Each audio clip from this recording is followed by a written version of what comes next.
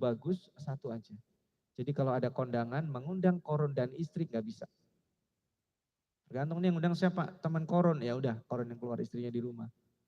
Kalau yang undang istrinya, koronnya di rumah, istrinya yang kondangan. Saking miskinnya, tapi dia jadi orang saleh. Tapi kemudian dia mungkin gak sabar ketika kondangan, oh yang lain jamnya keren, HP-nya baru gitu ya. Ngadep Nabi Musa saya udah terlalu lama miskin. Tolong dong doain supaya kaya.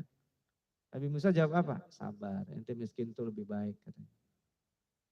Ternyata setelah kemudian dia ngeyel didoakan, dikasih modal sepasang kambing, betina sama jantan. Kemudian dikasih modal sedikit dari emas dan alat pengrajin emas. Kaya raya dia, sombong dia, gak mau bayar zakat. Bahkan melakukan riba. Setiap sore dia memamerkan pada saat yang lain kesusahan, dia itu mamerin. Selalu ada setiap sore yang dia pamerin. Semua orang mengatakan enak ya kalau hidup jadi koronnya, apaan aja mah bisa. Tapi kemudian apa yang terjadi? Ditelan bumi dia. Dan sekarang kalau kita menemukan sesuatu di dalam bumi, bilangnya apa? Harta saking kayaknya korun. Karena nggak ada.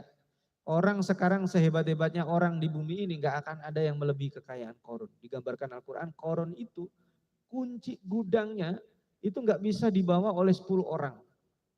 Kuncinya aja loh Pak. Di sini ada nggak Bapak yang sendirian bawa kunci gudangnya sendiri nggak bisa? Bukan gantungannya ya, kuncinya. Kalau gantungan mah bisa kita buat. Saya gantungan nggak bisa. Karena gantungannya dari batu 10 kilo. Kuncinya ini nggak bisa. Berarti saking kayaknya korun. Tapi karena dia ingkar janji, dia bakhil, dia zalim, dia dihukum Allah. Orang bakhil itu apa? Orang bakhil itu adalah orang yang tidak mau mengeluarkan uangnya untuk keperluan orang lain. Itu orang bakhil. Jadi kalau ada kita nih makan bareng-bareng berenam,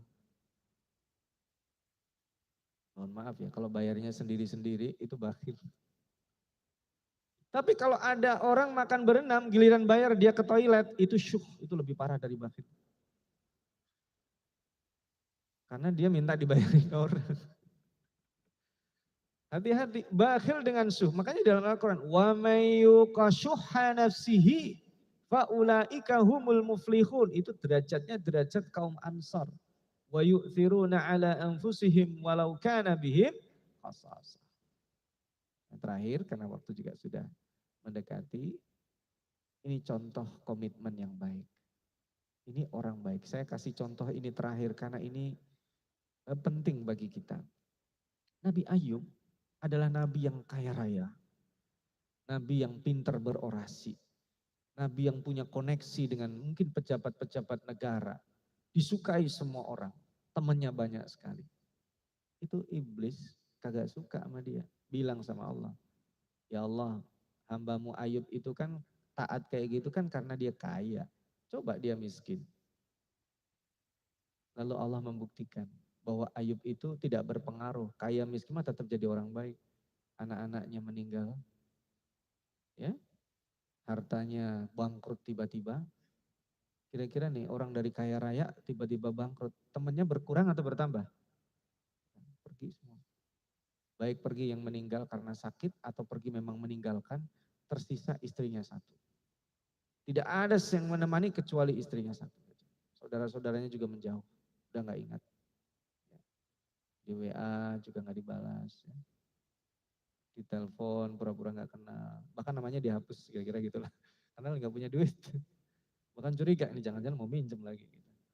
Nah kemudian Nabi Ayub suatu ketika dia mungkin ingin buang hajat kali ya. Dia panggil istrinya tuh. 3 kali dipanggil gak ada. Marah dia, puncak kemarahannya pada waktu itu. Ya Allah sudah gak ada orang. Anni masaniyaddur itu sudah dikeluhkan.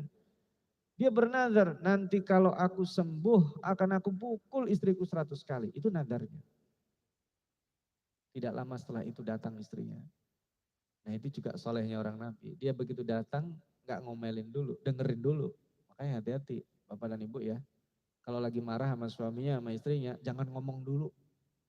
Karena kalau ngomong dulu kita bisa salah. Dengerin dulu. Terutama bapak-bapak. Lebih selamat dengerin dulu kalau istrinya ngomel. Sampai selesai. Baru kita ngomong.